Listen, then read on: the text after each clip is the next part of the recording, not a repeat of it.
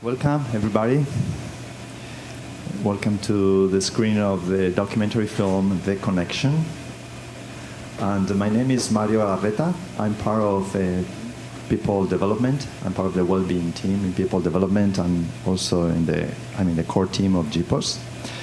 We are honored to have today with us the filmmaker, the director of the film The Connection, Shannon Harvey, who came all the way from Sydney, Australia. She's a journalist, a filmmaker, and she's going to introduce her film herself. Welcome to Google, Shannon. Thank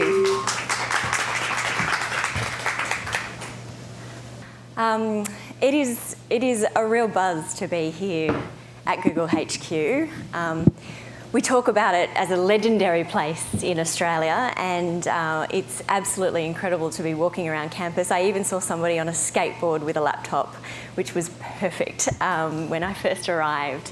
But to be talking to a room with people who are setting the agenda for a digital future that I cannot even begin to imagine is very humbling, and I'm very honoured to be here. So thank you very much.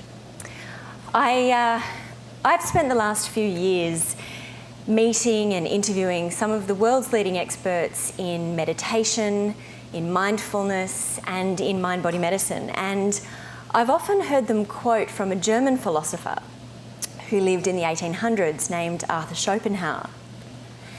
And in fact, I've based my talk on Arthur Schopenhauer's quote.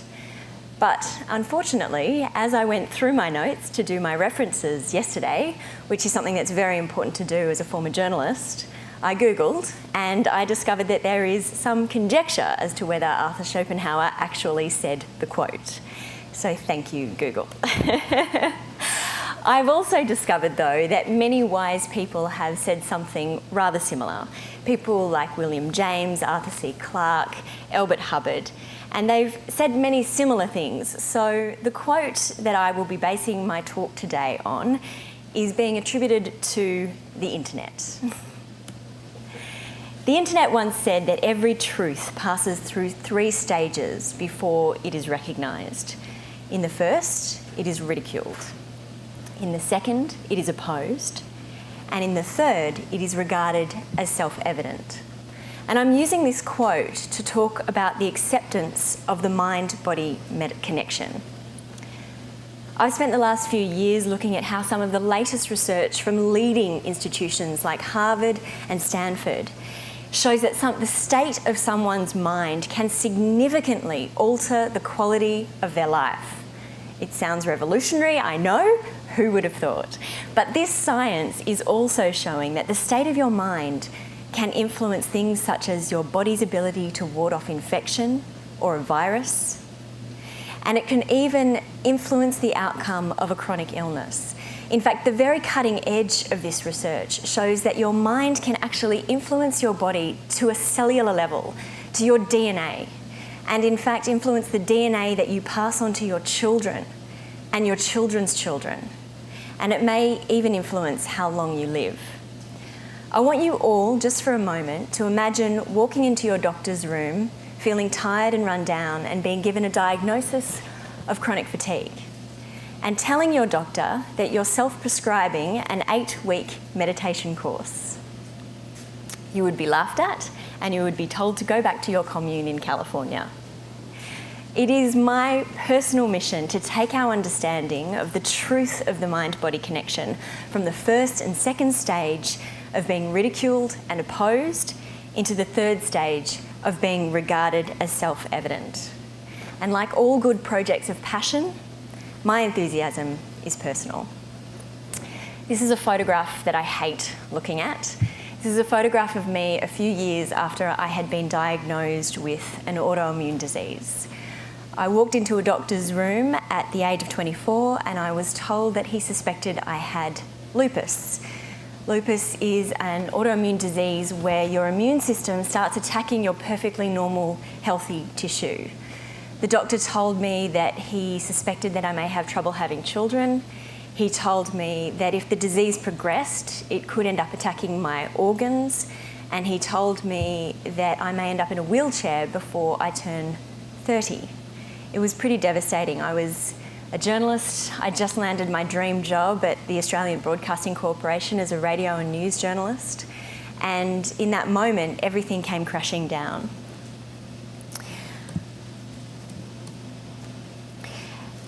Unfortunately, the thing about being diagnosed with a chronic illness is that there's actually nothing exceptional about it. In fact, according to the World Health Organization, there's more than a 1 in 2 chance you will be diagnosed with a chronic illness. And by that I'm talking about cancer, diabetes, heart disease, chronic migraines, chronic back pain, chronic fatigue, Crohn's disease, fibromyalgia, multiple sclerosis. The list goes on, and it actually gets worse because 1 in 4 Americans will have 2 or more chronic health conditions. The cost of this global burden of disease is predicted to soar to $47 trillion by 2030. No wonder the World Health Organization has labelled this as an impending disaster, and the UN Secretary General Ban Ki-moon describes the rise in chronic illness as a global epidemic. So there I was, just another person saddled with a lifelong chronic illness. But being a journalist, I also had a deep desire to search for answers. Over a number of years, I spent $30,000 on drugs and surgeries, on alternative therapies as well as mainstream therapies, but I was still sick. One day, on yet another Google search, I came across a document that had been written for medical students by an Australian MD named Craig Hassard. I didn't realise it at the time, but this document was about to change my life. It was called Mind, Body, Medicine, Science, Practice and Philosophy. And it explained how in the last 5 to 10 years, the advances in technology have allowed us to look at the ways things like the brain and the immune system can interact in order to affect our health. It was a document that was summarising peer-reviewed academic research. This was evidence-based mind-body medicine, and it was designed to target medical students so they could apply it to their own practice. It explored research such as how the immune systems of medical students became profoundly suppressed before or just after an exam period. But if they were taught relaxation techniques, they showed significantly better immune function and less illness during exams. It looked at how merely seeing your doctor coming at you to take your blood pressure could make your blood pressure rise. And as a result, 1/4 of people are being misdiagnosed with hypertension. It looked at how a chronic or long-term activation of your stress response, your fight or flight response, leads to what's called allostatic load, which is associated with type 2 diabetes, obesity, hypertension, atrophy of the nerve cells in your brain. Stress is bad for you. Who would have thought? But before I elaborate a little bit further, there is something that I want to clarify and make very, very clear. The research and my film is not saying that mental wellness is more important than nutrition, than exercise, than drugs and surgeries, and the wonders of modern medicine. But it is saying that the state of your mind is extremely important. Dr. Hassard's document led me to the work of Jon Kabat-Zinn, and some of you who've done the Search Inside Yourself program here at Google would know that this has been an influence on the program. Dr. Kabat-Zinn has been instrumental in introducing stress reduction and meditation into a medical setting. And he initially found that people who meditated while receiving light therapy to treat psoriasis healed 4 times faster than people who were non-meditators. I also came across the work of Dr. Dean Ornish from the University of California, whose mind-body programs have proven that people with heart disease and prostate cancer can actually be treated, sometimes without drugs or surgery. In some cases, his program has been able to slow the progression of these illnesses or even reverse them. In fact, he recently joined with a major health insurer here in the US, and surprise, surprise, they found that the participants had significantly improved health outcomes. But when the insurer looked at the dollars and cents of the program, it reported cutting their customers' healthcare costs by half in the first year. Dr. Ornish's program includes stress management through yoga and meditation, a healthy diet, moderate exercise, and social support. These are not expensive things. So I started applying some of the research findings that I was reading about to my own life. And over a number of years, I developed a regular meditation and yoga practice. I changed my perception of my work stress. I learnt about balancing my emotions, and I moved much closer to my family and my friends. I started feeling more and more well. And despite my original prognosis, I am very happy to say that I am the proud mother of a baby boy. And recently, just a few weeks ago, I had a routine blood test that showed no sign of autoimmune disease in my body. Although our doctors and our health practitioners mean well, most people like me with a chronic illness are being offered little more than a bill, a prescription for drugs or surgery, and another appointment. But I'm living proof of the power of mind-body medicine, and I'm far from unique. In my film, which you're about to see, you will see the stories of other people who have, in one way or another, had their health affected by the state of their mind. You'll see the story of Dr. Craig Duncan. He's a leading sports scientist in Australia who is responsible for the health and the well-being of our elite footballers. He was a vegetarian and he was as fit as the athletes that he trains, but he had a heart attack during an extremely stressful time in his life.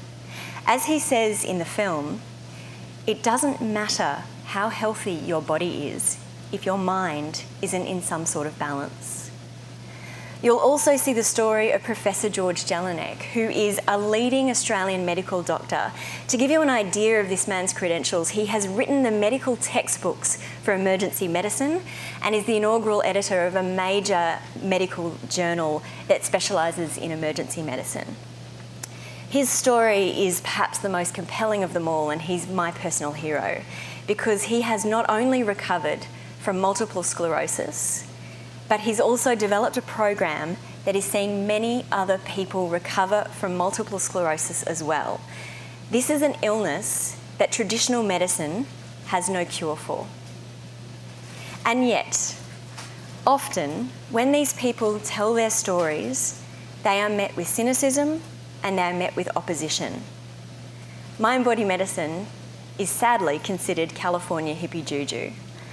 Doctors weren't taught it in medical school years ago, therefore they say it doesn't work. 20 years ago, the notion that group support would improve the outcome for women with breast cancer was considered ridiculous. But Dr. David Spiegel from Stanford is proving just that. 10 years ago, if someone had said that meditation can flip the switch on genes affecting disease, which has now been proven to be true by Dr. Herbert Benson from Harvard, they would have been violently opposed. Even to this day, when I talk about the latest research coming from institutions all over the world, looking at the ritual of medicine and how the interaction between a patient and a doctor can significantly alter the way a sick person's body reacts to an illness, I am met with skepticism, opposition, and sometimes outrage. The science has shown us that things like meditation, mindfulness, emotional intelligence, and stress reduction make us happier, healthier, stronger, and smarter. These things help you think better. They help you sleep better and live better, and they cost nothing at all. If this was a drug, everyone in the world would be taking it. So if we come back to our famous quote from the great internet, it seems that despite the overwhelming evidence about the power of the mind-body connection, we are not yet in the third stage.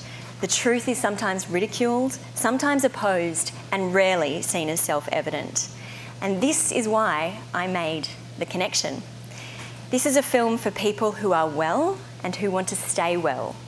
This is a film for people who are sick and who are searching for answers. This is a film I wish my doctor had have handed me when I first got sick. I hope that after you've seen it, you might feel as passionate as I do about taking us into the third stage of realising the truth. Or even better, that the stages we travel through are more like those that the philosopher William James proposed. First, a new theory is attacked as absurd. Then it is admitted to be true but obvious and insignificant. And finally, it is seen to be so important that even its adversaries claim that they themselves discovered it. So, without further ado, I hope you enjoy the connection.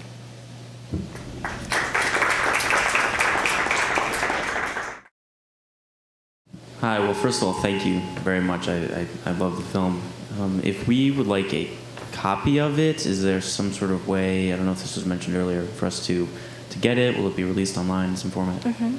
It's available online at our website, which is theconnection.tv, as download, stream and DVD. Thank you very much. I think it's been a lot of confirmation from personal experiences, and I find it very beautiful how you put it all together in such a convincing way that I just can't wait to share this with anyone, including family. So a very practical question: in which languages is it available, and is there any way we could help in making this available in more languages? Because yes, please. We'd love more help. It's available, I think, I'll just check with Jules over there. It's available in 5 languages at the moment, with subtitles, obviously. So Italian and Portuguese, French, German, and Spanish. Yeah. it's wonderful. Yeah.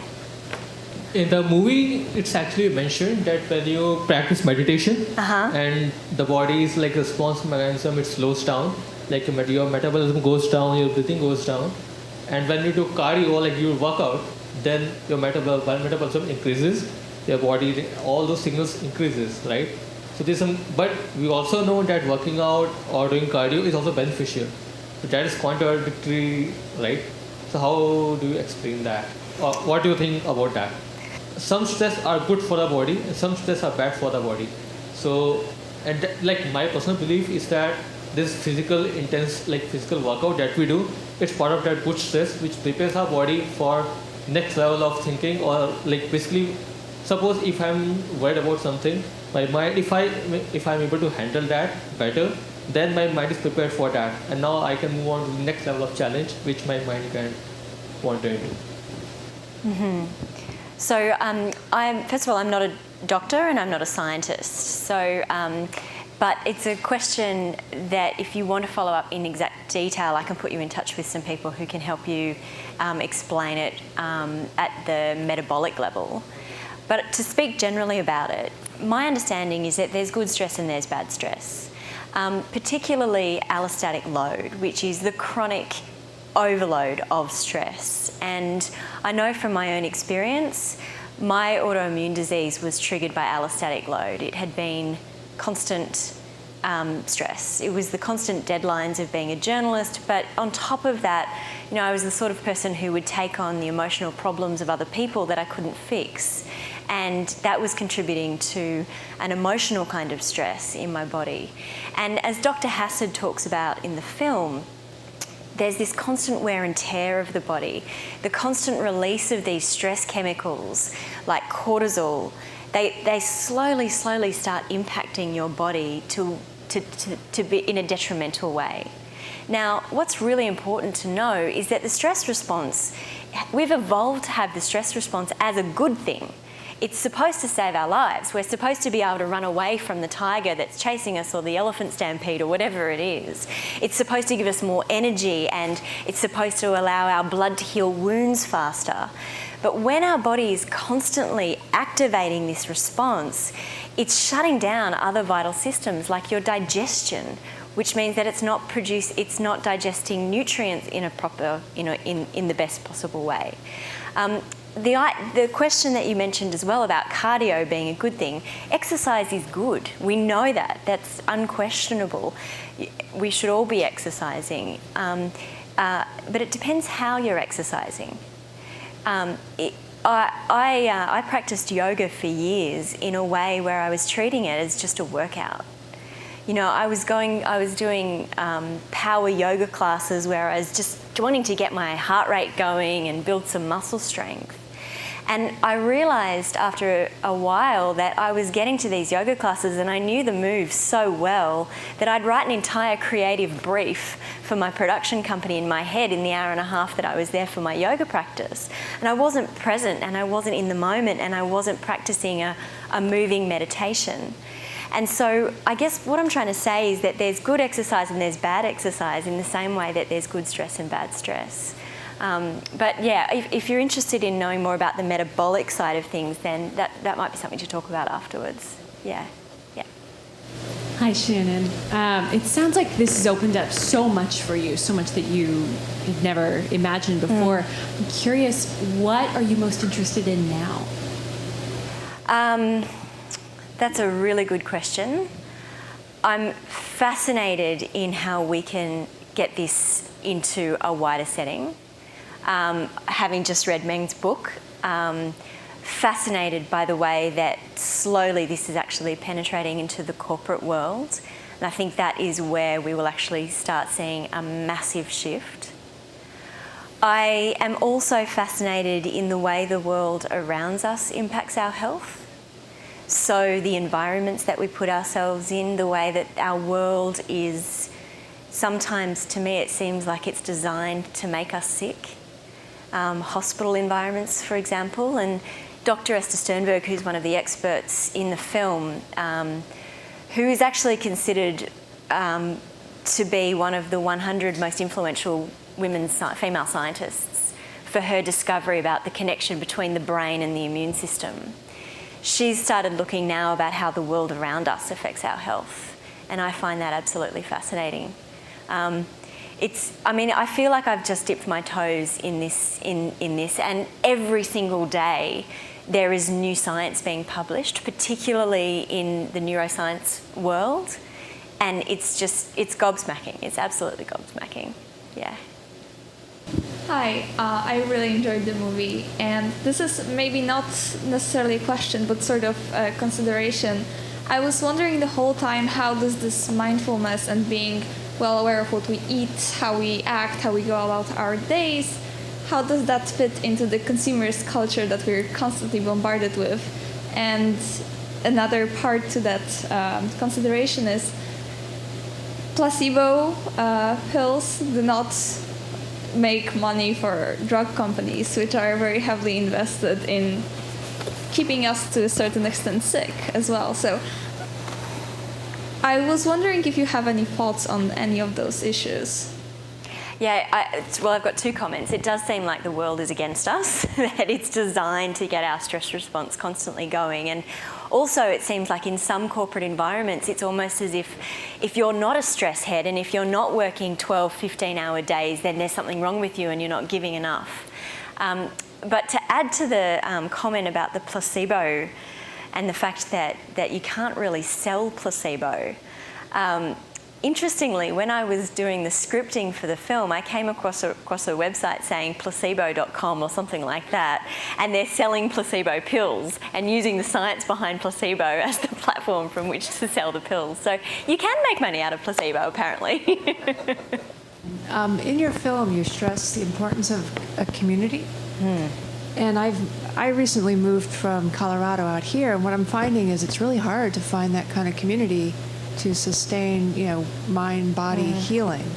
Is there any network that practitioners are actually saying, I believe in this, and this is, a practice that I would support? Because that's astoundingly absent in my search here. Yeah, the power of community and the power of being in a supportive community is absolutely essential. And for me, it was one of the biggest breakthroughs personally. When I first got sick, I look back and I realise that I'd actually set myself up perfectly to get sick, because I was in this extremely stressful job, but I was also working really long hours, and I was living really far away from my family and friends, and text messaging and email was my way of communicating with them, and I wasn't actually being with those people. In terms of networks and finding networks, I think that we all need to find our own communities. We need to tap into them in some way. I think meditation communities, they're around. I think particularly the mindfulness-based stress reduction community is very strong, and they really understand the community side of meditation practice. That's mindfulness-based stress reduction was originally developed by Jon Kabat-Zinn, who is one of the experts who appeared in the film and who's influenced the Search Inside Yourself program here. I mean, he really has fundamentally changed the way we look at meditation in the West. But that's got a huge network. They've got over 20,000 practitioners now all around the world who are teaching these 8-week courses in meditation, and from those courses come really strong communities. So I'd really highly recommend looking into that. But in addition to that, I've recently written a blog post about the power of community support within niches. So all the footage that you saw in the film of the cute little babies, that was my mother's group that I joined after I had my son. And my son's 20 months old now, he's turning 2 in April. And I'm still really close with this network of women. And even though we're all really different people, we're actually all united by the fact that we've been through something very intense, which is being the mother of a newborn baby. And that has sort of brought us together, and we will be together for a very, very long time, and we'll see each other's children grow up, and there's something really magic about that. And the other comment I'd make about that is that it's really easy to tell ourselves that we don't have time. You know, I find it sometimes, particularly if I've had a really big week at work and I'm exhausted, and our mothers group meets on a Thursday night once a month, and I tell myself that I'm too tired to get dressed up and I'm too tired to get out there and see them, and I'll see them next month anyway, but I make myself go, and I have never regretted going. And I think that if you do find some kind of community that becomes your people, you will never regret seeing them. We have a community around mindfulness at Google. That's called GPAUSE. GPAUSE. And we just get together around mindfulness practices, mindful lunches, and it's there for everybody to join. And if you can't remember the goal link, just grab one of these bracelets. Yeah. I have a question. I would like you to comment on how has the film been received. Tell us a little bit about where it's been shown and what kind of. Yeah. Okay. So the first thing is that this is an independent film, which means that my husband and I financed it ourselves. So we don't have a big studio behind us, and we don't have a lot of money that's driving it. But we released the film independently, which meant that we did a tour around Australia and around the US and in the UK, where we showed it to a lot of people through wellness groups and through chronic illness groups, and it was, it was just so well received. It was so humbling. In fact, at our US premiere, which was in Massachusetts, just outside of Boston, we had a panel discussion where on the panel was obviously myself, Jon Kabat-Zinn from the film, a neuroscientist, a pediatrician, and also we had the CEO of Massachusetts General Hospital and the healthcare group that's responsible for 60% of the healthcare in the state of Massachusetts. And his name's Dr. Eric Dixon, and his response was incredible. He stated that he wanted to make it compulsory viewing for first-year medical students, then he decided he'd add fourth-year medical students as well, so they got it at the beginning and at the end. And then he added that he was going to make his residents and his doctors and all the people involved in his healthcare see it. So that was such an amazing response, and I know particularly for the people who are from the mindfulness-based stress reduction clinic there in Massachusetts, it was a big moment for them because they felt like it was this finally the medical world and their world was coming together. So that's been really good, and we've got a program which we call Host Your Own Screening of the film, and this is one of them. And so we've got people all over the world who are now screening the film and organising their own screenings, which is really cool. Well, thank you again on behalf of everybody to making the film. And thank you for being here, and thank you everybody for joining us. And I also want to thank Kathleen and Van from GPOS to making this possible, and your help on the camera and making all this work. And yeah, I don't know if you will be around in case somebody wants to approach you. Thank you so much, and have a great evening. Thank you.